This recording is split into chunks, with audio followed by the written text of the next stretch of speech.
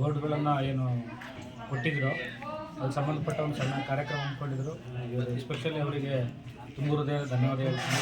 ಇವು ಯಾವುದೂ ಕೂಡ ನಮಗೆ ಶಾಶ್ವತ ಅಲ್ಲ. ಯಾಕಂದರೆ ನಾವು ಹಳೆ ವಿದ್ಯಾರ್ಥಿಗಳು, ನಾವು ಓದುವಂಥ ಸಂದರ್ಭದಲ್ಲಿ ಯಾವುದೇ ರೀತಿ ವ್ಯವಸ್ಥೆ ಸರಿಯಾಗಿರಲಿಲ್ಲ. ಬಟ್ ಇವತ್ತಿನ ಪ್ರೆಸೆಂಟ್ ಯುಗದಲ್ಲಿ ಅಡ್ವಾನ್ಸು ಡಿಜಿಟಲ್ ಯುಗದಲ್ಲಿ ಮಕ್ಕಳಿಗೆ ಅವಶ್ಯಕತೆ ಇರ್ತಕ್ಕಂಥ ಒಂದು ಸ್ಮಾರ್ಟ್ ಟಿ ವಿ ಆಗಿರ್ಬೋದು, ಈ ಬೋರ್ಡ್ಗಳನ್ನು ಕೇಳಿದರು. ಬಟ್ ಅದನ್ನು ಕೊಡಿಸಲಿಕ್ಕೆ ಅದಕ್ಕೆ ಸಂಬಂಧಪಟ್ಟ ಮಕ್ಕಳು ಇದೇ ರೀತಿ ಉನ್ನತ ಮಟ್ಟಕ್ಕೆ ಹೋಗಬೇಕಾದ್ರೆ ಇದೆಲ್ಲದರ ಅವಶ್ಯಕತೆ ತುಂಬ ಇದೆ. ಯಾಕಂದರೆ ಕಾನ್ವೆಂಟ್ಗಳಿಗೆ ನಾವು ಕಳಿಸ್ಬೇಕಾದ್ರೆ ಮಕ್ಕಳನ್ನ ವರ್ಷಕ್ಕೆ 40,000 50,000 ಫೀಸ್ ಕೊಟ್ಟು ಕಾನ್ವೆಂಟ್ಗಳು LKG UKG ಫಸ್ಟ್ ಸ್ಟ್ಯಾಂಡರ್ಡ್ಗೆ ಕಳಿಸ್ಕೊಡ್ತೀವಿ. ಬಟ್ ಇಲ್ಲಿ ಯಾವುದೇ ರೀತಿ ವ್ಯವಸ್ಥೆ ₹1 ದುಡ್ಡಿಲ್ಲದೆ ನಮ್ಮ ಸರ್ಕಾರಿ ಶಾಲೆಯಲ್ಲಿ ವೆಲ್ ಎಜುಕೇಟೆಡ್ ಆಗಿರ್ತಕ್ಕಂಥ ಟೀಚರ್ಸು, ನಮ್ಮ ಶಾಲೆಯಲ್ಲಿ 5 ಜನ ಟೀಚರ್ಸ್ ಇದ್ದಾರೆ.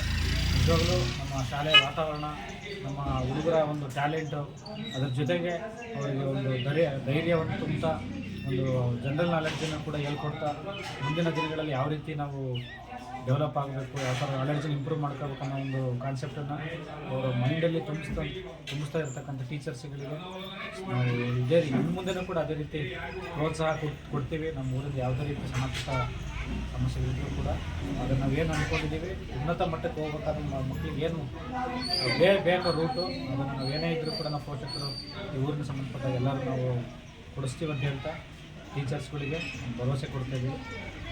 ಮಾತಾಡಲಿಕ್ಕೆ ಹೇಳ್ಕೊಟ್ಟು ನಮ್ಮ ಟೀಚರ್ಸ್ಗಳಿಗೆ ನಾನು ಥ್ಯಾಂಕ್ಸ್ ಹೇಳ್ತೀನಿ. Thank you.